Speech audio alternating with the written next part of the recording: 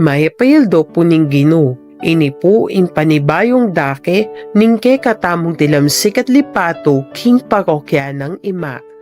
To Jesus through Mary, nga nang sinabing Saint Louis de Montfort OP, king kapamilatan na ning indong virhen at ning kayang kalinis-linisang puso, milalapit tamo king sagradong puso na ning kayang anak, ing ginutamong Hesu Kristo. Ing kalinis-linisan ng puso ning nuan ay hindu, makatuglong yaking puso ning kayang anak. Ing plano ning kay katamong pamangabos, may gumpisayang matupad inyang ing divino verbo, tinipaya iba't banwa at migkatawang tao, king sepupunan na ng Maria. Manibat king kaurasan na iti, kilub ning siyam abulan, ing daya ng Kristo, iya mo naman ing daya ning indong Virhen Maria, amanibat king kayang kalinis-linisang puso. Ing puso ng Kristo, pipintigyang kasanmetong ning puso ng Maria. Ing puso ng sakdalinis Maria, may banggit yang makatadwa king Biblia. Ing mumuna, king Ebanghelyo ng San Lucas, nung nuka rin kay bat ng mibait Jesus, ing Maria iningatan na iting anggang bage at pibule-bulayan na king kayang puso. Ing kadwang pangabanggit, ning puso ning nuwan na hindu, abasa taya king Ebanghelyo ng San Lucas, inyang ikde ilang adwang San Jose, ing ginong Jesus king templo, kay bat nang mawala kilubning atlong aldo. Ing indong virhen ingatan na king kayang puso iting anggang may sabi. Dening adwang okasyon nung nukaren niya may banggit ing puso ning indong virhen, papakit ne ing kapilubluban ning indu. Nung nukaren pibule-bulayan na lang miyamasamas ding misteryong makapadurot king kayang anak. Karing imahen na ning Inmaculada Corazon de Maria, akakit talang atin niyang espadang makatarak king kayang puso. Ini pauling ing propesiya sinabi ng Simeon king indong virhen, na king sarili mong kaladwa taglusya naman ing metong asundang, king bang mipakilala ing kaisipan ding dakal a puso. Iti metong niyang ulang makapatungkol king sakit at kalungkutang danasan na ning indu, paulinan ning pamaylasa na ning kayang anak. Inyang ingginong Jesus, pepakit yakang Sister Lucia, metong karing visioneros ning Fatima, sinabi ng kaboryan ng Insanta Iglesia mitatagyang debosyon king kalinis-linisang puso ning kayang indu. Kaya bena ning debosyon king kayang sagradong puso. Anya naman ing kafiestan na ning Inmaculada Corazon de Maria, pagmasosyan niya banwa-banwa balang Sabado, kinabukasan ning kafiestan ning Sagrado Corazon de Jesus. Inyang ing indong virhen pepakit tiya kang Sister Lucia, sinabi ng ing kayang puso makapadurot yang suksok at depat daring alang utang alubataw balang penandit na darapat lang kalapastanganan at kalang marinayan kayo. May nga kuyang king antabayanan lala king oras ning karelang kamatayan at dinan na lang kalam a kailangan da banlang miligtas, ding ninuman na karing mumunang Sabado ding limang mitutuking bulan, magkumpisala, tanggap komunyon, at mga di karing 15 misteryo ning Santo Rosario. Nakabang pigugunaman do ning misteryo, abayanan de ingindong virhen king kekaba ning 15 minuto, ay ing karelang angad, ing makapanyawad kapatawaran king nuan na hindu. Iti insangkan nung bakit ing debosyon king Inmaculada Corazon de Maria magganap ya balang mumunang Sabado daring balang bulan. Dakala salamat po king pamakiramdam, pasibayo po iniingke katamong tilamsik at lipato king parokya ng ima. Maya payabak po, mapilan pong paganaka kabang pagmasusyan tayo ing banalamiso. Ikabiting cellphone king silent mode at iwasan gamitan iti kabang may pagmasusyan niya ing banalamiso. Ingatan laring sariling kagamitan at maging maingat at responsable kareti, ban ay iwasan ing kakawalan kareti. King Santa Misa, makyabe tamong makibat at magkantang malakas. King oras o dakening konsagrasyon, siklawod tamongan king kapanyamban. Nung alakang pisikloran, manatiling makatalakad. Pero nung malyari at agyo naman, sukat tamo sanang siklawod maski alata mong pisiklorwan, anting kagalangan king katawan at daya ng Kristo. King komunyon, tukyan tayo ing row by row system, panayan talang manantabi din kaya katamong asherets. Nung tanggap komunyon king gamat, pitumpakanla ding makapalad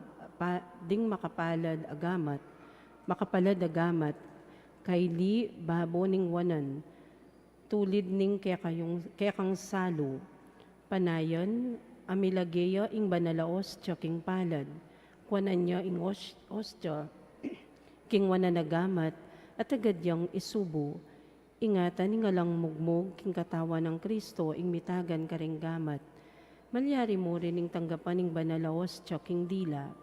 Nung eka makasadyang makinabang pauli ning alika pa meka pangumpisan, at para karing anak na alipati nanggap pa makinabang, pikrus la ring gamat king kekang takde, dane ning kekang salo, at duko ka king ministro bantanggap bendisyon. Kaya rin ang miso, makyabe tamong magkanto king pamupos adalit, at alita pamululwal o mamako agad. Papanatilyan tamo ing kalinisan king kilubnaning pisamban.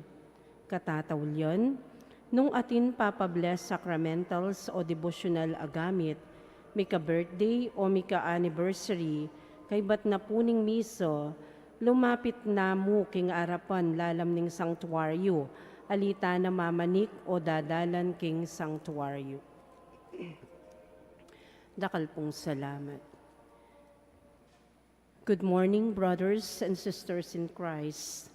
Today is the 11th Sunday in Ordinary Time. Many of our society and our communities are in need of healing. We too need the healing of forgiveness, maybe also of illness and pain and suffering. Jesus came to bring us healing from sin, and he sends out his disciples in the past and today to bring healing to a world so often afflicted and yet often harsh and pitiless. Let us ask the Lord that we may pass on to others the mercy he is showing to us. Let us greet Christ in the person of our Mass presider, Reverend Father Joseph Mary D. Bacay.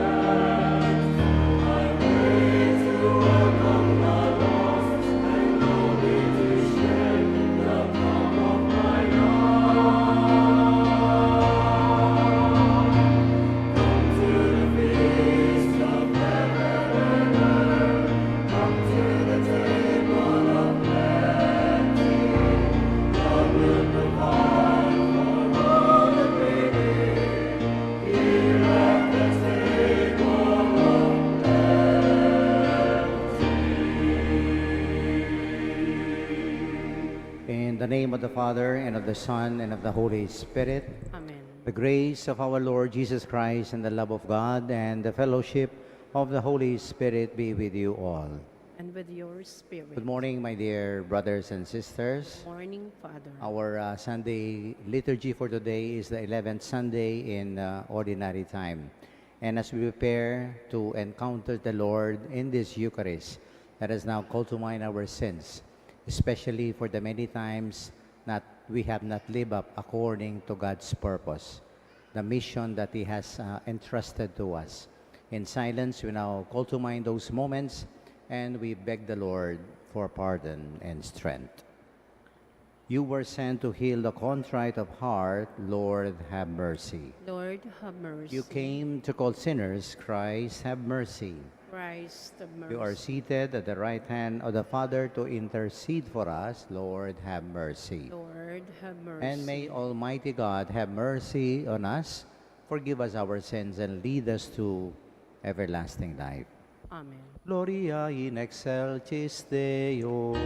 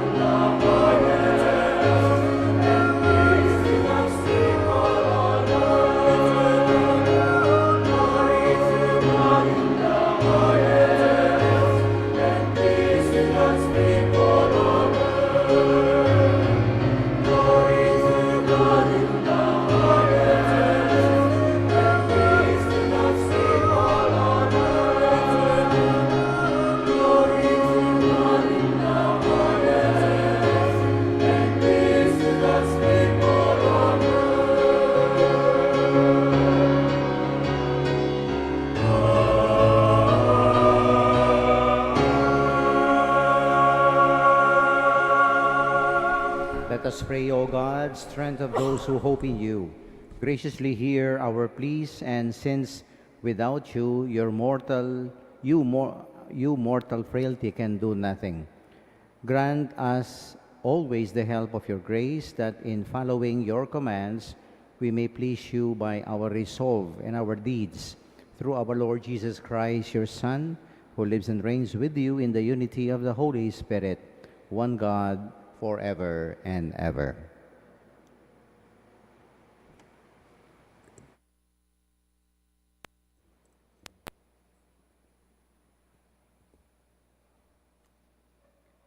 A reading from the book of Exodus. In those days, the Israelites came to the desert of Sinai and pitched camp. While Israel was encamped here in front of the mountain, Moses went up the mountain to God. Then the Lord called to him and said, "Thus shall you say to the house of Jacob, tell the Israelites, you have seen for yourselves how I treated the Egyptians and how I bore you up on eagle wings and brought you here to myself. Therefore, if you hearken to my voice and keep my covenant, you shall be my special possession, dearer to me than all other people. Though all the earth is mine, you shall be to me a kingdom of holy priests, a holy nation." Word of the Lord. Thanks be to God. We are his people, the sheep of his flock.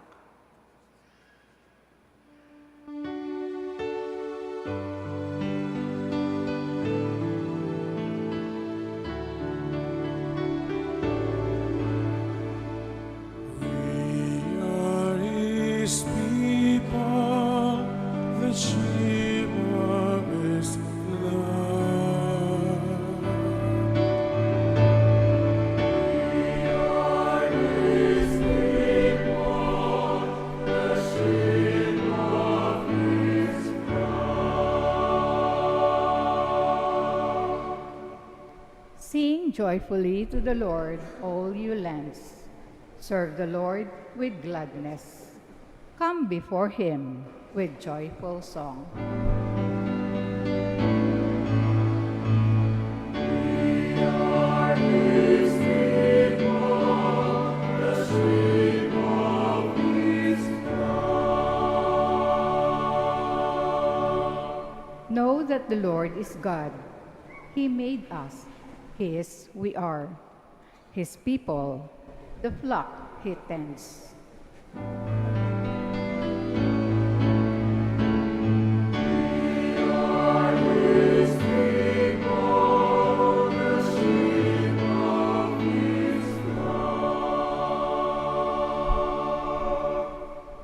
The Lord is good.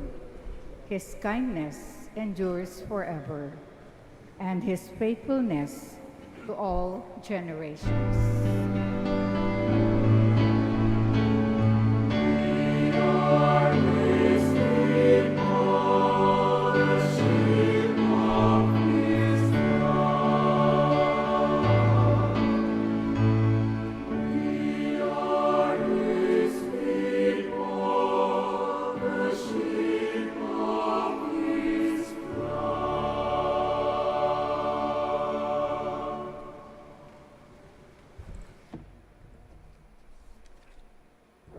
A reading from the letter of St. Paul to the Romans. Brothers and sisters, Christ, while we were still helpless, yet died at the appointed time for the ungodly. Indeed, only with difficulty does one die for a just person, though perhaps for a good person one might even find courage to die. But God proves his love for us, in that while we were still sinners, Christ died for us. How much more then, since we are now justified by his blood, will we be saved through him from the wrath? Indeed, if while we were enemies, we were reconciled to God through the death of his Son, how much more, once reconciled, will we be saved by his life?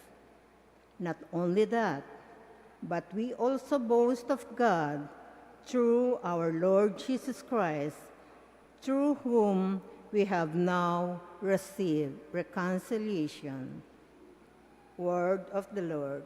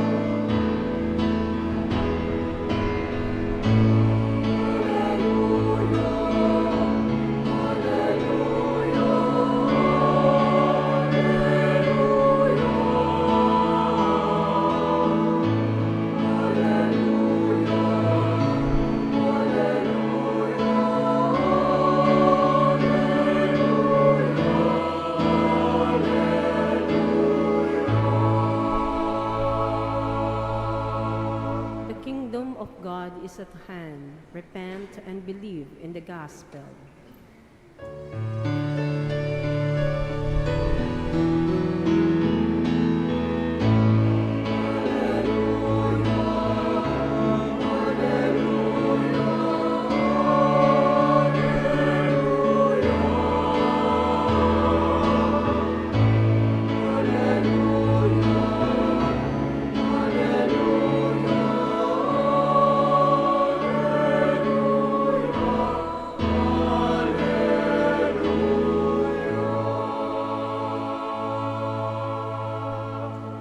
The Lord be with you. And with your spirit. A proclamation from the Holy Gospel according to Matthew. Glory to you, O Lord. At the sight of the crowds, Jesus' heart was moved with pity for them because they were troubled and abandoned, like sheep without a shepherd. Then he said to his disciples, "The harvest is abundant, but the laborers are few. So ask the master of the harvest to send out laborers for his harvest." Then he summoned his 12 disciples and gave them authority over unclean spirits, to drive them out and to cure every disease and every illness. The names of the 12 apostles are this: first, Simon called Peter and his brother Andrew, James the son of Zebedee and his brother John, Philip, Bartholomew, Thomas, and Matthew the tax collector, James the son of Alphaeus and Thaddeus, Simon from Cana, and Judas Iscariot, the one who betrayed him. And Jesus sent out these 12 after instructing them thus: "Do not go into pagan territory or enter a Samaritan town. Go rather to the lost sheep of the house of Israel. And as you go, make this proclamation: the kingdom of heaven is at hand. Cure the sick, raise the dead, cleanse the lepers, drive out demons. Without cause you have received, and without cause you are to give." My dear friends, the good news of our salvation. Praise to you, Lord Jesus Christ. We are now on the 11th Sunday, no, in the ordinary time, and allow me to start our homily for this Sunday, no, with a saying from a very famous American essayist or writer, no, Mark Twain. No, atin niya pong metong nga sinabi, which I think it's very much connected with the two insights I want to share with you, no, regarding our readings for today. And he said, ano po yung sinabi na, there are two important dates that we should not forget, that we should always remember in our life. Adwala po kanong petsa. Then, mo kakalingwan. Number one, the first date is our birthday. No, the day that we were born. Tanay man siguro kalingwan yan, po. Uling atin ta regalo, atin tang cake. Every year we celebrate our birthday, no? So this is the first date that we should not forget, no? And according to him, there is a far more important date that we should remember in our life. And what is this date? Inanit ang petsa nga ito. It is the day when we have discovered the reason why we were born. Na ano yung dahilan ng umibahit ko? Tamo mumibahit. We were not born by accident or by chance. There is a reason why we are here in this world. We simply do not exist po, in this world. Atin tang pake, atin yung purpose. No? I remember that book by, I think it's Rick Warren, na itang Purpose Driven Life, di ba? O ito po, something like that.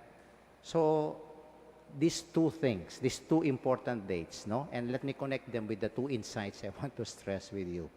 The first one, of course, we acknowledge, no? And we appreciate, no? We are grateful for the gift of life. Ining biye apig kalub na kaya katamo ni. And true enough, because this gift, no, the gift of life comes from the Lord. The first reading today, no, and of course, even the response and the second reading, they, in a way, no, they stress this important date, no. Sasabihan na po ng kakatang first reading, God, through Moses, was talking to the Israelites, no, in the desert of Sinai. At nano po yung sinabi na, karening tao nga rin.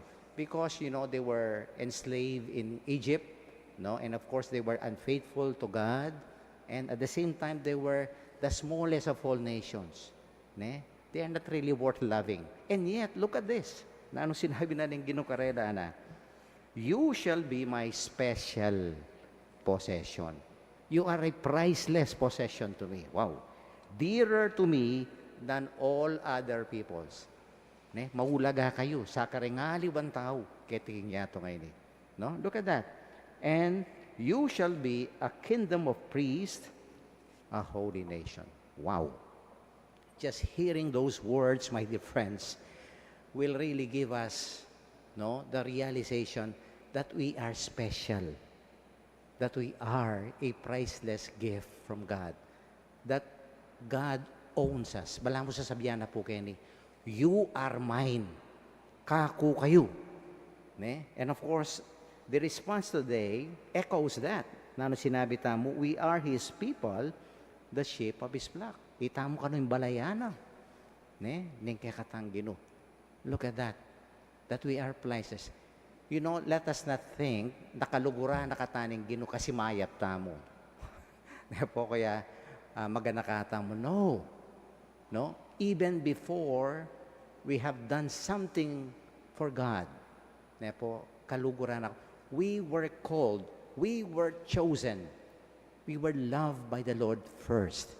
And St. Paul, o nagsasabihan na pong St. Paul, kaya kakata second reading nga naman kanyan, God proves His love for us in that while we were still sinners, Christ died for us. Look at that. Meteya ka no yung uling maganakata mo, uling banal tamo. Meteya ang giyama nga na, in spite of the fact that we are sinners. And look at how special, look at how priceless, no, we are in the eyes of God. Kailangan po, let us value this life. Po, pakamalan tayo po yung biyangay ni. Because this is the source of our identity and our dignity as persons.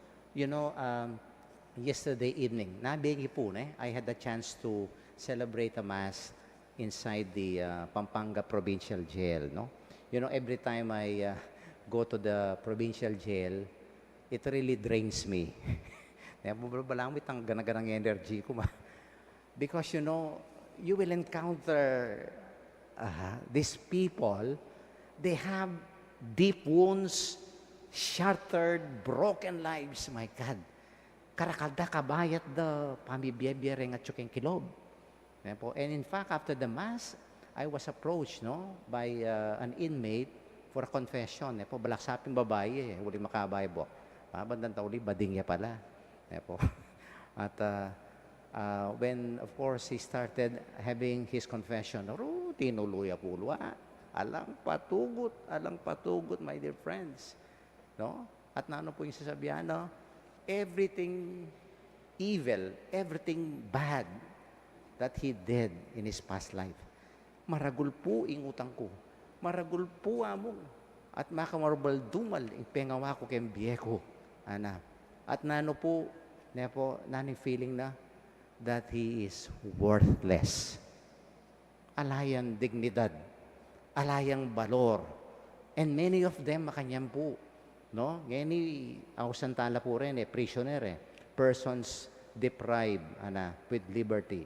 I think they are not only deprived of liberty, but peace, respect, and dignity. At laman niya yun, kikiakirgo.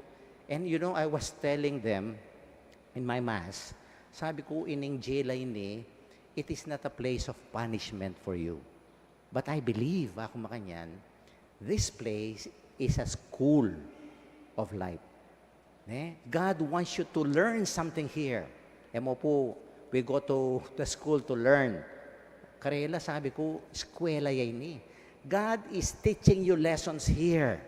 He wants you to go back to Him. He wants you to repent. He wants to reform you and to restore yung dignity. Maulaga kayo. Kaluguran ako ng Diyos. Pero nagkay itamong sisira, king kakatangbiye. Yapin lawen niya po, rening pamamasa. You are my special possession. You are mine, ning Ginoo. Batangan king Dios. That's why, let us value this gift of life, my dear friends. And second, po, God has given us this life, not just to enjoy His company. Wala mo, congratulations, you are privileged, you are a special possession of God, and that's it. You sit comfortably. No. Kanyan. No? God has given us this life, and this is the second insight now, because He has a purpose. Atin niyang purpose kay katamo. Yapit ketang pangadua na, the second day, important date, is we have to discover the why in our life. O ba't ko kenig nga ito ngayon? I hope and I pray, my dear friends, especially those who are already advanced in life, I hope you have found the purpose of your life. Siguro naman po baluta na. In dahilan o ba't kenig nga ito ngayon. At totoo po, kalurang kapatad. And what is the purpose of life? Our life as Christians, o hindi po keng gospel. Look at this. When the Lord saw this crowd, His heart was moved with pity, because they were like sheep without a shepherd. And He said this, the harvest is abundant, but the laborers are few. Maragaling papalutan, pero di taklamo. Degmago, bro. Di taklamo rin makipagmisyon. That's why after that, He called the 12 disciples. And we have heard the names of the 12. Po. At kay batanan ng Ginoo, ning kakatang gospel, Jesus sent them out after instructing, proclaim the good news, the kingdom of heaven is at hand, cure the sick, raise the dead, cleanse the lepers, drive out demons. O ini po, let us live our life, a priceless gift from the Lord, with a sense of purpose. At naning purpose tamo, it is the mission of Christ. That's why, we bear the name of Christ. Kristiyano tamo po. Remember that. We have the name, the identity, the dignity. But do we live up according to this identity? Do we share in the mission of Christ? At nang kaya po, kenita mo magkulang. Kaluguran ko kapatid. Because identity has no meaning without mission. Hanapin po kitang librong ng Rick Warren. Sinabi natin, a purpose-driven life is a meaningful life. The purpose will give us that sense of fulfillment and the meaning of our life. Kailangan natin yung kabaldugan ng BM. You are not just here to exist, to breathe, to eat, no, to sleep, to enjoy. Makanya waring bieta mo, mag-enjoy na, mag-enjoy kayo ni Diato kayo. Dengaliwa, makanya na po, happy-go-lucky. Kaya dengaliwa naman, pal, balaksan na ng palamunin. Mamangan lang, matudtud. That is their life. But you know, if you do not have a clear direction, a purpose in our life, my dear friends, we are not living a fulfilling and a meaningful life. Meaning, no, means we have to live up according to the purpose God entrusted us. Mission. O ini po, sabihan natin, no, we should be, no, an extension of God. Our hearts of the Lord, His hands, ne po, in kakatamong ganang akakita mo. Let us make a difference in the lives of people around us. Maybe we cannot change the whole world, we cannot change our country, but still, we can do something, no, inside our circle of involvement. Ne? Lalong-lalo na po, after this Mass, you know, we will have a second collection. Ne po, para kareng in solidarity with those who died, the victims, those who were affected by that very strong earthquake in Mindanao. Ne? Our solidarity, when we extend, when we go out of our way, because this is what the Lord did during His lifetime. Let us become Christian not only by name, but by truth and by our action. Let us imitate, no, what the Lord did, the way that He did His mission. I remember a very short story of Mother Teresa, no, while on her way to the center one, evening, she noticed an old man, no, sitting by the roadside. Ikit na po yun kaya ngayon, At kaya may lunod siya, of course, barutan naman po yung Mother Teresa during her lifetime, no. Anyway, he picked the old man, no, and but delane po kitang center that very evening, no. At ikit na marinat siya, sugatan niya, danupan niya. So what she did, po, dininis na, dinilo na, piniblasan and he nursed the wounds of this old man. And at the same time, kanan And then there was this, a warm bed for the night. At kinera ni Rugo para painawa. And while she was doing this, ana po kay linawin ni Mother Teresa. At sinabi na kanua na, "Are you Jesus?" Okay. Ika Yesos, ana po kanong ning matuwa ka Mother Teresa. At kabit may liya po kanun, may liya po Mother Teresa. No. I am not Jesus, ana. But I'm trying to be like Jesus. I'm trying to be like Jesus. Are we trying to be like Jesus?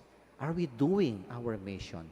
Or do we simply exist and yet we do not have God's purpose in our hearts? Let this be our reflection, my dear friends. This is a beautiful way so that we will always recognize the value of our life. No, as the saying goes, our life, no, is the gift of God to us. Metong niya pong regalo kano nga pong ingbieta mo, iba't king Ginoo. But what we do with this life is our gift back to God. And I believe God deserves, no, a life that is lived with purpose. Sana po pakamalan tayong biyangay ni because we are, according to the first reading, a special possession. A priceless possession. You are mine. No, we have the life of God in us. And no, let us live this life with a purpose. Let us do our mission. Because there is a reason always that we are here. And let us explore, discover that, and find meaning, no, in our life as Christians. So that in the end, we can truly make the Lord happy and we will be pleased, no, with us. Amen. Kindly stand. We now profess our faith as Christians. I believe, I believe in God, the Father Almighty, creator of heaven and earth. I believe in Jesus Christ, his only Son, our Lord, who was conceived by the Holy Spirit, born of the Virgin Mary, suffered under Pontius Pilate, was crucified, died, and was buried. He descended into hell. The third day he rose again from the dead. He ascended into heaven, and is seated at the right hand of the God, the Father Almighty. From there he shall come again to judge the living and the dead. I believe in the Holy Spirit, the Holy Catholic Church, the communion of saints, the forgiveness of sin, the resurrection of the body, and the life everlasting. Amen. Jesus sent out his apostles on a mission. Let us pray that with him we may take compassion on people and heal their wounds by God's power. And let us say, Lord, fill us with your mercy. Kindly repeat. Lord, fill us with your mercy. Lord Jesus, make your church treat its erring members with deep compassion and endless patience in the way you are lenient with us. And so we pray. Lord, fill us with your mercy. Lord Jesus, make political leaders aware of many poor society, the homeless, refugees, the jobless, those abandoned by parents and spouses. We pray. Lord, Fill fill us us with with your your mercy. mercy. Lord Jesus, look with pity on those of your faithful who have no shepherds to lead them, on parishes without priests, or with inadequate shepherds, or discouraged and boggling pleas. We pray. Lord, Lord, fill us with your mercy. Lord Jesus, make us look with pity of young people without ideals or guidance, for sad old people, for the loneliness, and broken families and couples in irregular marriages. We pray. Lord, fill us with your mercy. Lord Jesus, look with pity on our communities. Unite them when they are divided. Make them welcome those who have earned, and let them be hospitable to all. We pray. Lord, fill us with your mercy. In silence, let us pray for our personal intentions. Jesus, our good shepherd, by your free gifts, you have been very good to us. Dispose us to be equally kind and good to all people in need. Lead us, Lord, now and forever. Amen.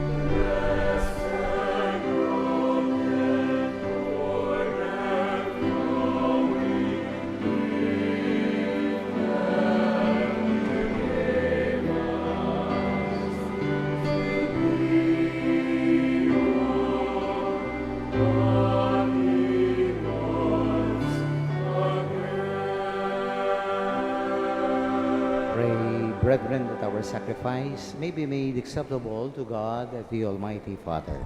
May the Lord accept this sacrifice at your hands for the praise and glory of his name, for a good and the good of holy soul. O God, who in the offerings presented here provide for the twofold needs of human nature, nourishing us with food and renewing us with your sacrament, grant, we pray, that the sustenance they provide may not fail us in body or in spirit, through Christ our Lord. Amen. The Lord be with you. And with your spirit, Lift up your hearts. we lift them up Let to us the give Lord. thanks to the Lord our God. It is right and just. It is truly right and just, our duty and our salvation always and everywhere to give you thanks, Lord, Holy Father, Almighty and eternal God, through Christ our Lord.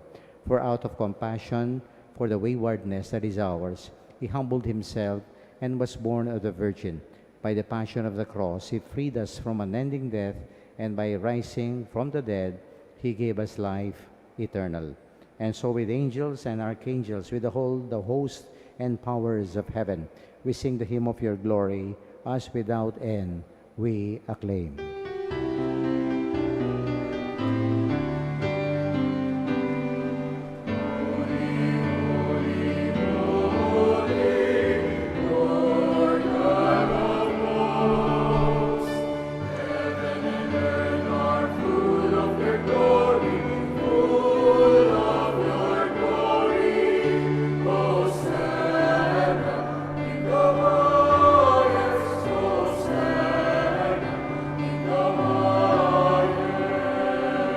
Blessed is he who comes in the name of the Lord.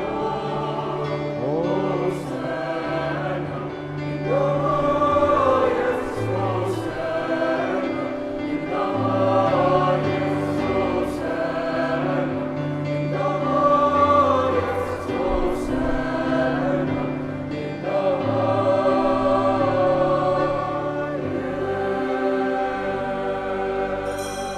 You are indeed holy, O Lord, the fount of all holiness. Make holy, therefore, these gifts, we pray, by sending down your Spirit upon them like the dewfall, so that they may become for us the body and the blood of our Lord Jesus Christ. At the time he was betrayed and entered willingly into his passion, he took bread and giving thanks, broke it and gave it to his disciples, saying, Take this, all of you, and eat of it, for this is my body which will be given up for you.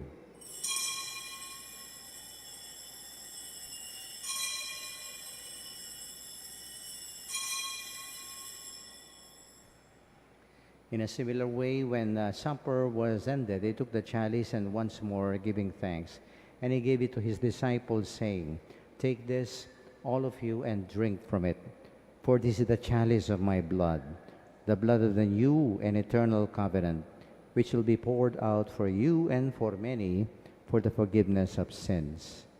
Do this in memory of me.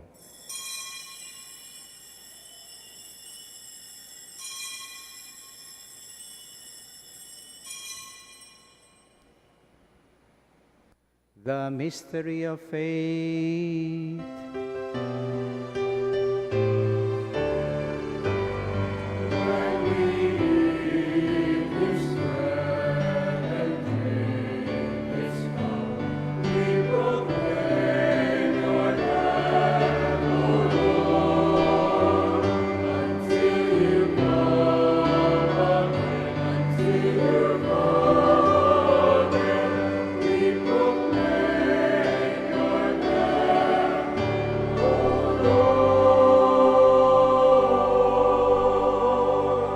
Therefore, as we celebrate the memorial of his death and resurrection, we offer you, Lord, the bread of life and the chalice of salvation, giving thanks that you've held us worthy to be in your presence and minister to you.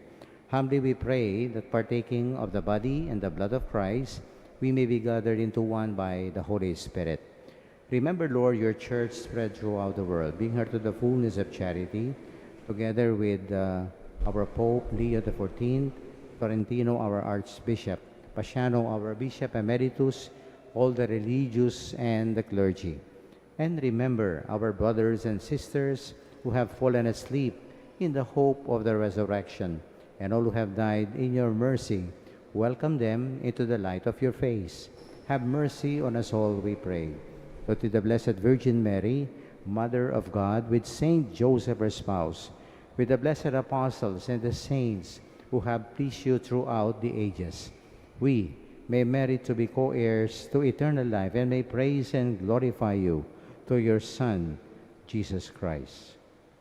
Through him, with him, and in him, in the unity of the Holy Spirit.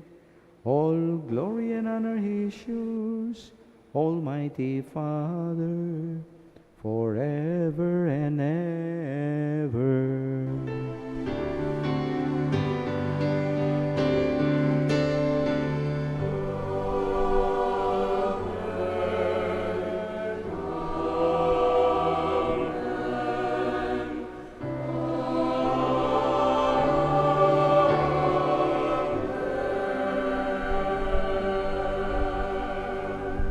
As God's special possession, let us now turn to our loving Father, to the very words our Savior gave us.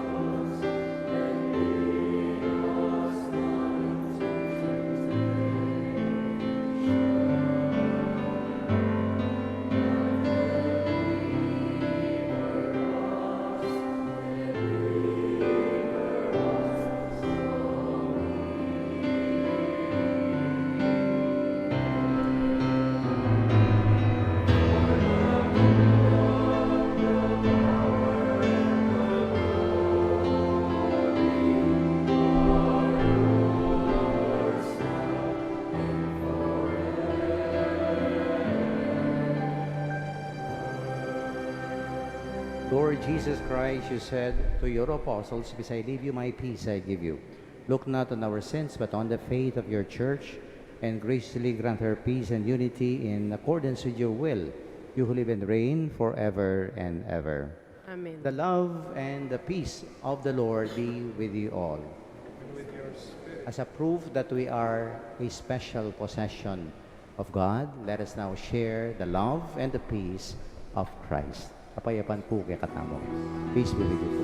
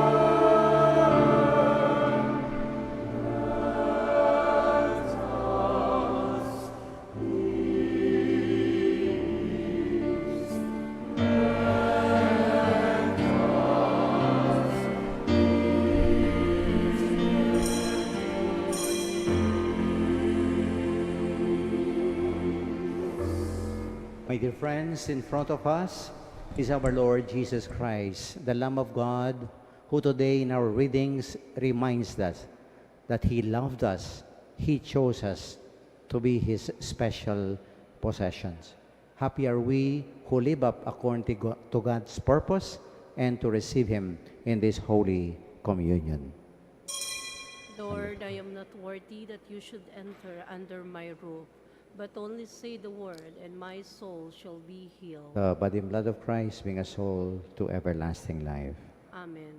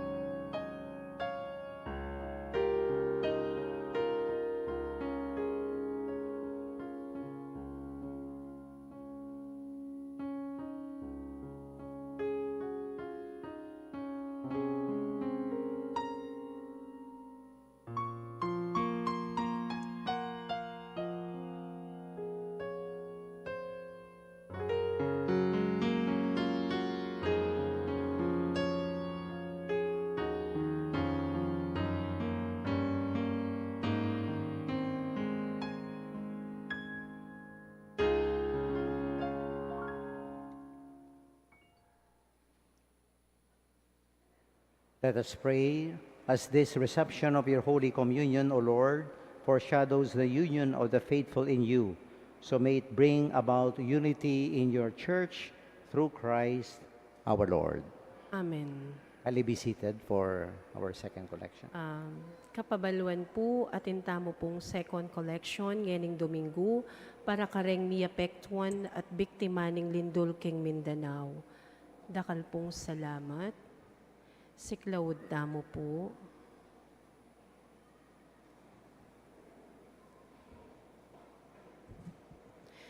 Panalangin ning bansa para king kalinawan isip, pamagbalik loob at pamagbayo. Malugod ay pa, Diyos ning katutuan at hustisya, tinubod me ing bugtong mong anak, Yesu Kristo, aking kapamilataning kayang pamaylasa, kamatayan at pamanyubling mebye, pepahayag na ing kekang pakalulo, at sinot na kami keka at kingyato. Lalapit kami keka magdulap panglualo, katuliran at pamagbayo king kekaming labuad. Ing bansami makatalakadya king metong amasakit pikurus dalan, akakit mi ing mapipinpin ing katutuan, mayayantala ing ustisya, at ing pamisagsagan, painani ing pusot kaladwa, ning kekaming lipunan. Panalangin milaretang mi pagkatiwalan manungkulan, ausan mo lang mibalik king banala obligasyon ning karelang pamanungkulan, sumuyulasan ang mitmong katapatan, katuliran at pamagmalasakit. Pagkalaman mo lang kabyasnan magobra kambening masusing pamanintindi. Sikanan ban makapagpursigi king dangalan at kapakumbaban ban manintun pamanablas nune katuliran. Alipan sariling ambisyon nune ing ikakayap ning sabla. Patawaran mo kami king pamipikit daring matami, king nanumang usto at matulid, king pamananggap mi kikaring kasangkanan, king lugal na ning kapakibatan karing dapat mi, at king pepaboren mi ing pangawala ning kapanayan at pamisan metong, painaking kaya kaming kapanayan, para karing kaya kaming memalen. Akuan mi ing dakalabesis menahimik kami, arapaning eustong kararaptanan, uling pinili mi ing mayon at alang kasakit-sakit kaya kami, kaya saking konsensya mi, ing takot kaya saking katapangan, ing kayalan malasakit kaya saking responsibilidad. O banal ay espiritu, ibayo mi laring puso mi, at aslagan mo laring kaisipan mi, dala mo kami, ibat king kayalan pakyalam, papunta king pamagmalasakit, ibat king katahimikan, papunta king mitmong katapatan at tapat. Ibat king pamisagsagan, papunta king pamisan metong, at ibat king kasiranlub, papunta king kapanayan. Ituro mo kaming talakad magluwalo para king katutuan, mitmong kalinawan. Pagpursigyan ng ustisya, kambening pakalulo, at maging kasangkapan king kapayapan at pamikasundo. Ipaslagme ing kekang sala king kekaming bansa, pakayapan mo ing mga sira, ulwan mo ing mga sugat, at italakad me ing metong abalayan, aemiglibe king katutuan para mo king kasnawan, at susuko king kayapan, pauli ning takot. Manano na sana iti maging banal ning panahon, ning pamagbalik loob, kapanisyan at kapaglarinan, at pamagbayo para king kakatamong bansa, ban kanita maging tunay kaming bansang mipye, king kasalpantayanan, kapanayan at lugod, lalam ning pamaningat mo anting igpami. Itiaduan mi king kapamilataning ginuming Yesu Kristong anak mo, ang mabibye ampong mag-ari kambemo, king kametungan ning banalay espiritu, Diyos manggaman king ananangga. Amen. Birhen de los Remedios, induning kapaldanan, ipanalangin mo kami. San Lorenzo Ruiz at San Pedro Calungsod, ipanalangin mo kami. San Miguel Arcangel, ipanalangin mo kami. Talakad tapo. The Lord be with you. And with your spirit. Bow your heads for God's blessing. In His love, God chose us and made us His special possession. Now He sends us out to make His love known to all. May we beat His heart that beats for others. His hands that lighten burdens, His word of encouragement and hope. And on all our ways, may He go with you and bless you, the Father, the Son, and the Holy Spirit. Amen. Our Eucharist has been offered. Go now in peace and continue living a mission-driven life for God and for other people. Thanks be to God. Palakpakan po natin ang Panginoon. A blessed Sunday.